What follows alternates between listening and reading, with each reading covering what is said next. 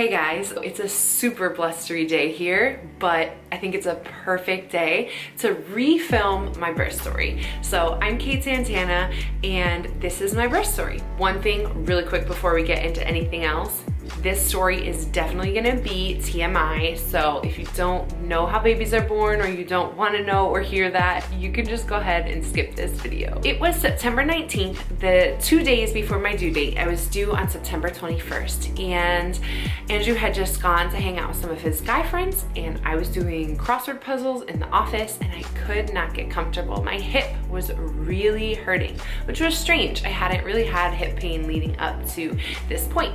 Now, a friend of mine I knew had started labor with hip pain, so I thought, this is interesting. So I went to the bathroom, I was bleeding, just a little bit of blood. It wasn't anything scary, but I was like, wow, I have pain and now I have some blood.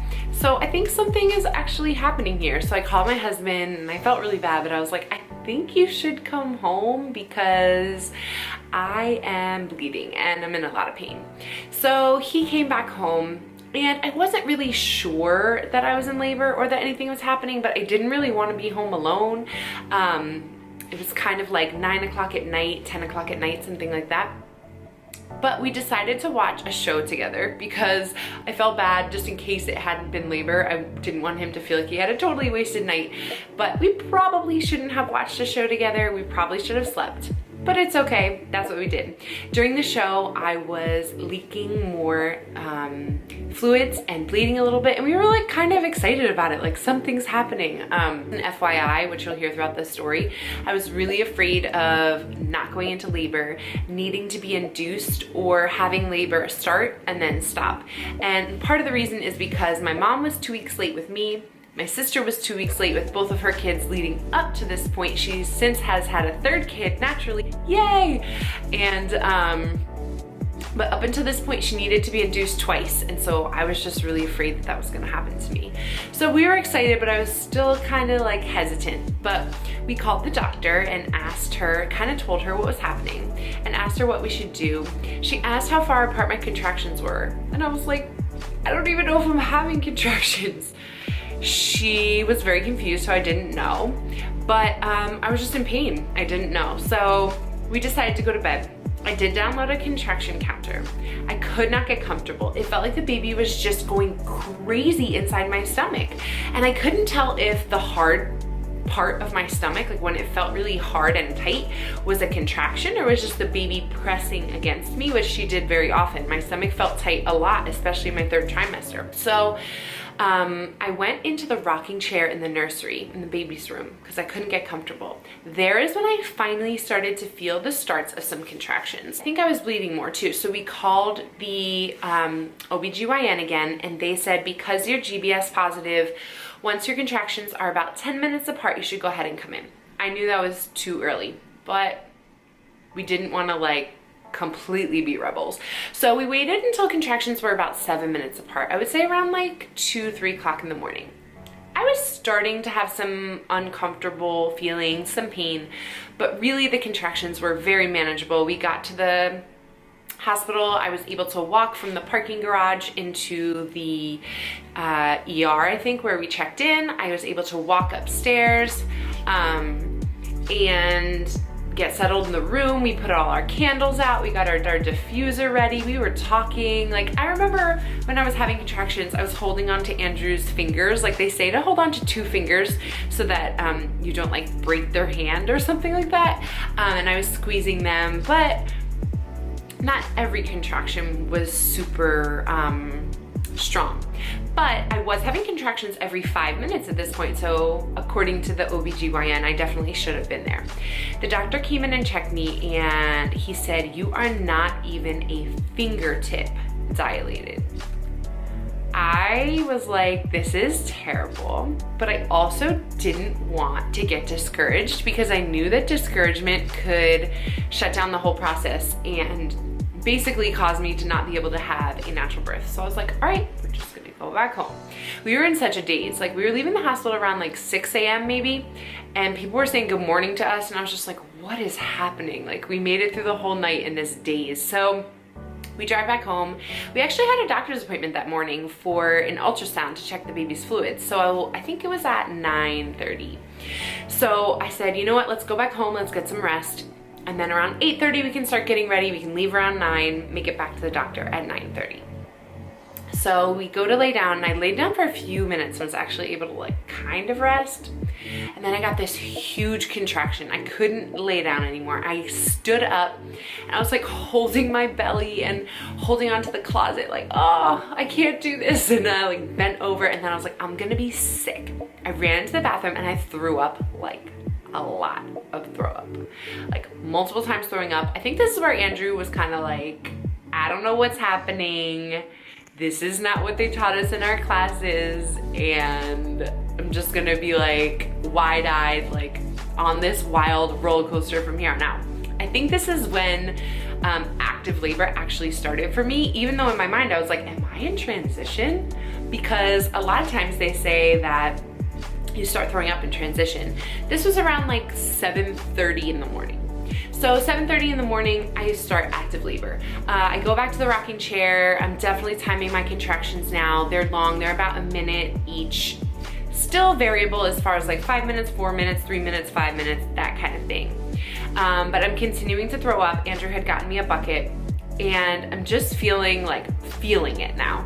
When it was time to get ready to like put clothes on to go to the doctor, I was shaking, and that also kind of made me think like, am I in transition? Because I'm like, my whole body is shaking trying to get dressed, but we were fine. I sat in the backseat of the car with my barf bucket. I didn't barf in the car.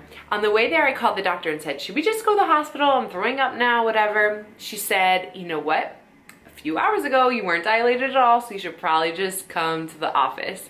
So we go to the office. I stand up a little bit. Every time I stood up, my contractions were worse, and that's when I threw up. Actually didn't throw up in the parking lot, so I was like, let's go in.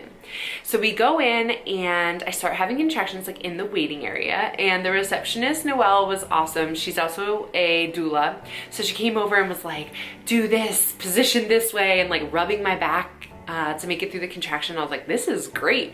Maybe we should have paid money for a doula, but that's okay, we made it.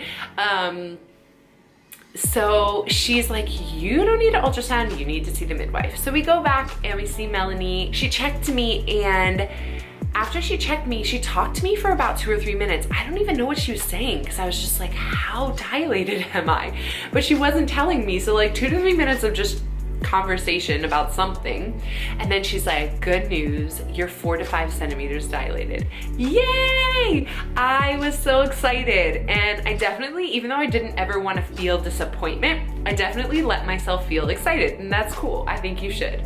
So I was kind of celebrating that. I'm like halfway to 10, and at this point it was like 9:30, 10. So I'd been in active labor for about 2.5 hours and was at 4 to 5. Yay! So she asked me if I was able to keep any fluids down or anything down, any food down, and I said no. My OB office is awesome, and they definitely suggest that if you can eat or drink, you're allowed to during labor, but obviously I couldn't because I was throwing up. So she said, you know what, I don't want you to get dehydrated through this process. I think it's a good idea to be on an IV, and I agreed. Really, I wanted to be in the hospital because I felt like we had chosen this hospital because it had a labor tub, and that's what I really wanted to get into. So she said she was gonna call ahead to the hospital, make sure they were ready for me. I wasn't gonna need to be checked again to be admitted. They would just admit me right away. So the hospital was about 5 minutes away, and we drove there. I was in significant pain at this point, so I told Andrew, we're not parking in the parking deck, we're valeting the car. So we pulled up to the valet, and someone was there with a wheelchair. In my mind at the moment, I thought it was for me, but looking back, I'm really not sure it was for me. I didn't ask. I just sat down in the wheelchair. I was like, oh, thank you for like having this out here for me. And Andrew pushed me into the ER. We checked in again, but this time I couldn't walk, and I don't know, I guess it was taking too long to send someone down to push me up. So Andrew had to push me up in the wheelchair and carry 3 extremely heavy bags. One for him, one for me, and one for the baby. So we finally make it up there. We're in a different room, no candles out this time, nothing. I'm just like, I don't feel good. I think I had gotten into my robe. I brought my own robe. And so I was like, I wanna go to the bathroom. So we had a bathroom connected to the room, obviously. So I go there. This part's TMI. I had to poop. So I poop in the toilet, and as I'm going to the bathroom, I'm like, I'm not feeling good. So I turn around and throw up on top of that into the toilet. The force of me throwing up and like, I guess my body convulsing or whatever to throw up caused something to happen. I think it was my water breaking, where just a huge gush of water and blood is all over the floor. So within like a minute, I have made a disaster of the bathroom, and no one has come to see us. I'm not on an IV, nothing. Andrew's probably in there like, I don't know what's happening. And I'm like, Andrew, pull the cord, like pull the emergency cord so we get someone in here. So he pulls the cord and people rush in there. I'm like, listen, stuff is coming out of everywhere. This whole area is a mess and I need an IV now. So they hook me up to an IV and they get me to sign some paperwork. They're trying to explain to me what I'm signing, but I'm like moaning through these contractions at this point. These are real hard contractions. And by the time they explain it to me, I can't sign because I'm in a contraction. So then finally they're like, you know what? Let's just give her like a really brief version of what she's signing. And then my signature was like scribble, scribble, scribble, get this paper out of my face.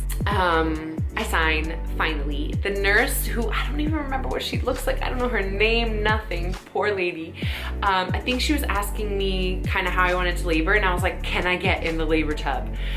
They only had one tub, but this hospital is not that busy. That's another reason why I wanted to be there, and the tub was available. Thank you, Jesus.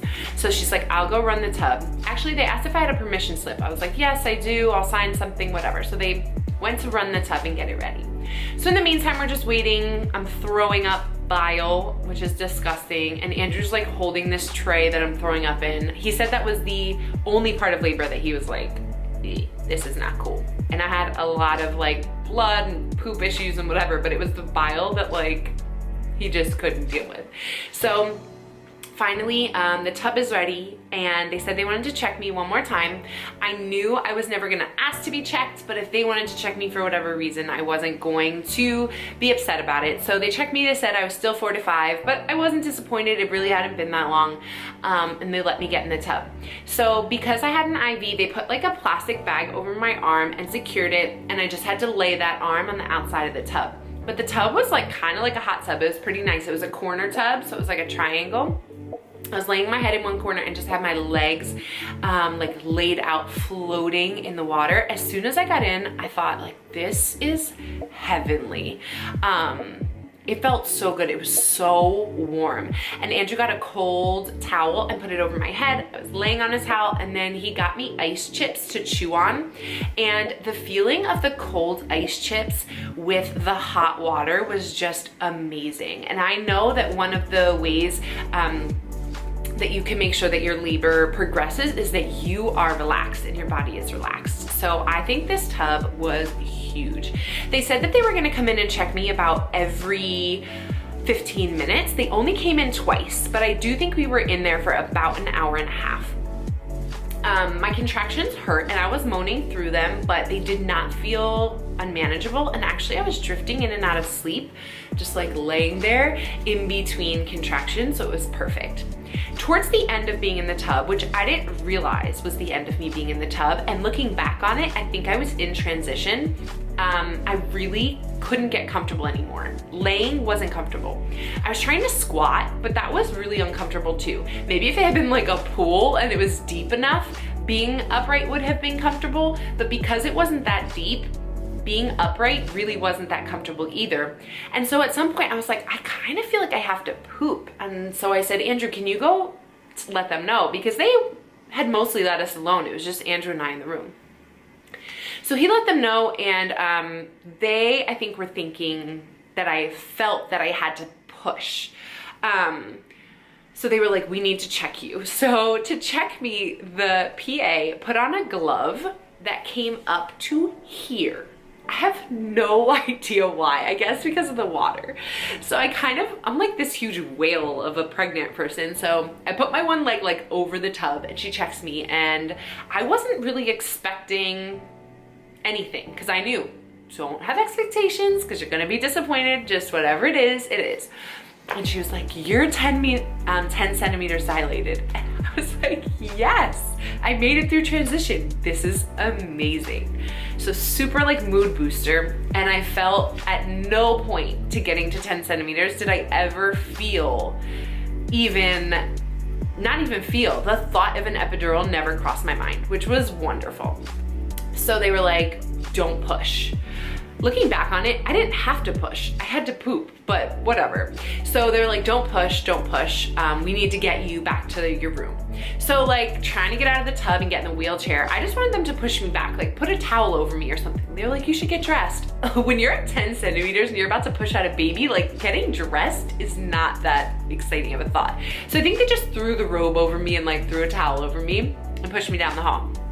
So we get back into bed, or I get back into bed, and they're like, don't push, don't push. I didn't really feel like I had to push though. And I had read and done some research that said like, you should wait until you have the urge to push, which I didn't.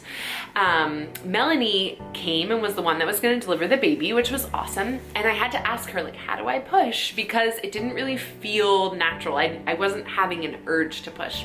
She kind of told me what to do, and she put her fingers inside and said, do you feel this is the baby's head? Push here. Now, pause for a second. This is where I feel like the one part of our labor went wrong, quote unquote, and I wish I would have done things differently. So I didn't know to ask, like, what is the baby's station, which means how low is the baby? Or can you see the baby's head, right? I didn't ask any of those questions, and I didn't really know that I could continue to labor down, which means to just contract without pushing, even though you're 10 centimeters, until the baby drops. So the baby was still really high up, and the midwife could not see her head. So I'm starting to push, and throughout pushing, I'm realizing that it's not working because she's asking me to change position, but I'm in a lot of pain. The comfort of the tub is no more, and I'm hurting, and I don't want to be upright in a squatting position, which is something she asked me to try. It's not really working. The baby's not coming down. The PA had told us like, oh, a couple pushes and the baby will be out. And so that had set something in my mind that really didn't happen. I started to get really discouraged. And in my mind, I started to think I'm gonna end up with a C-section and I can't get this baby out. And that thought was there for a long time. So I'm pushing, I'm feeling like I'm doing this wrong. And I'm like, I thought I was strong. Like I thought all these things and I can't push. Like this is horrible. I'm getting down on myself. This is the one part of the labor that was just the absolute hardest mentally to get through. I thought that I had to push at every contraction, but really I could have waited and I just didn't know. So thank God the baby wasn't distressed during this time at all, which was such a blessing. At some point, Andrew had texted our family being like, Kate is pushing for over an hour, please pray. During this time, I am making crazy animal noises. Like I'm roaring, like all of the energy that I have inside of my body plus some is coming out trying to get this baby out. And I'm screaming like in between contractions, like I can't do this, I can't do this. And Andrew and Melanie were trying to be like, yes you can, yes you can. The baby's just trying to come underneath the bone. But she was like pushing to try to get under the bone, and then after I would stop pushing, she would slide back up, so I wasn't making progress. So at one point, I even screamed like, I'm gonna die, and they were like, no you're not. And I knew I wasn't gonna die, but that's the kind of pain I felt. At some point, I started thinking, because we had worship music playing in the room. That's the one thing we did set up. So we had this worship playlist playing and I was kind of hearing it. It was like sort of getting into my subconscious. You're really not thinking of that much when you're in this much pain.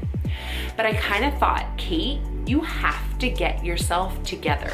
Like you cannot think these negative thoughts. You have to start believing that you can do this. And I prayed and I was like, God, give me strength. Like you promised to give me strength. You made me to do this. I need your help. And I would start at the start of a contraction when I knew I'm about to push. I would just pray, God, give me strength.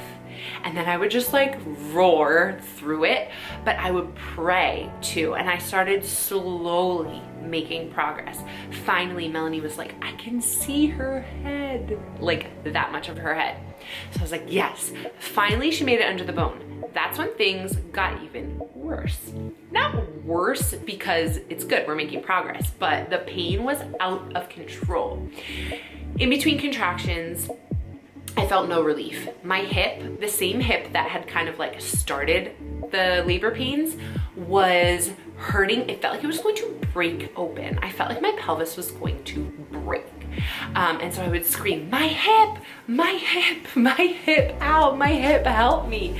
And Melanie was just like, I know, it's not that much longer. And so like looking back on this, I'm not hopefully trying to scare anybody that wants to have a natural labor, because I think being able to make it through this pain was like amazing. And I look back now and I think on anything that's difficult, is this as hard as giving birth? No, it's not. Like, I can do it.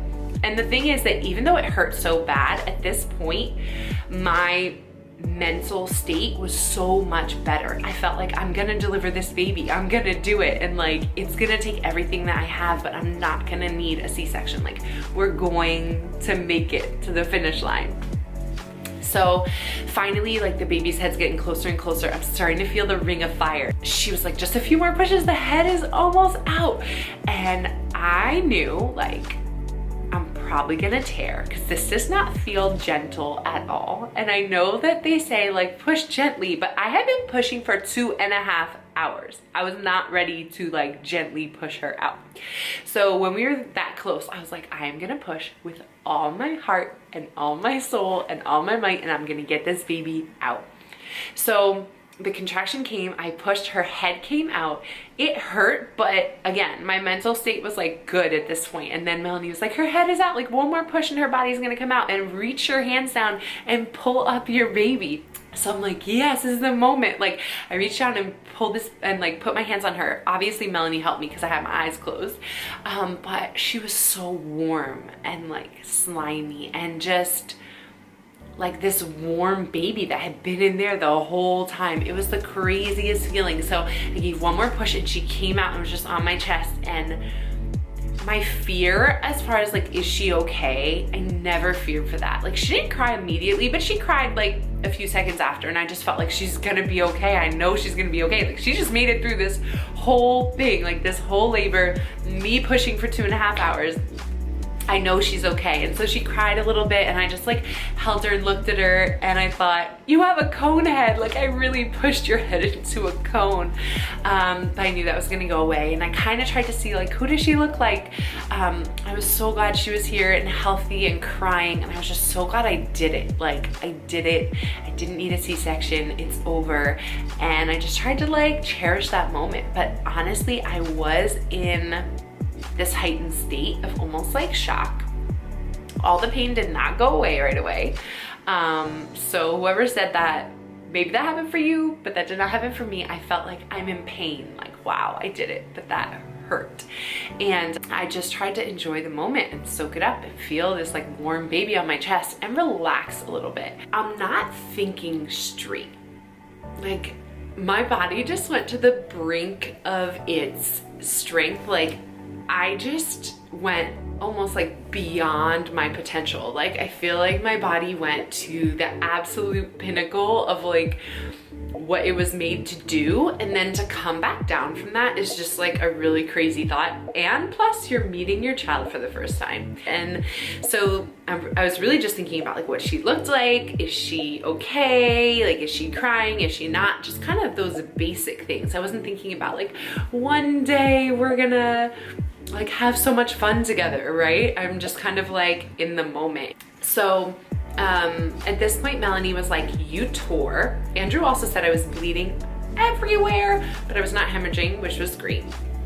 So she said, we're gonna give you some shots of like some local numbing medicine or whatever it is, and I'm gonna have to stitch you back up. So she stitched me for an hour, and in the beginning it wasn't like too bad, but then it kept like going on and on and on. And I don't know if she was just like a bad stitcher or what, but it took forever.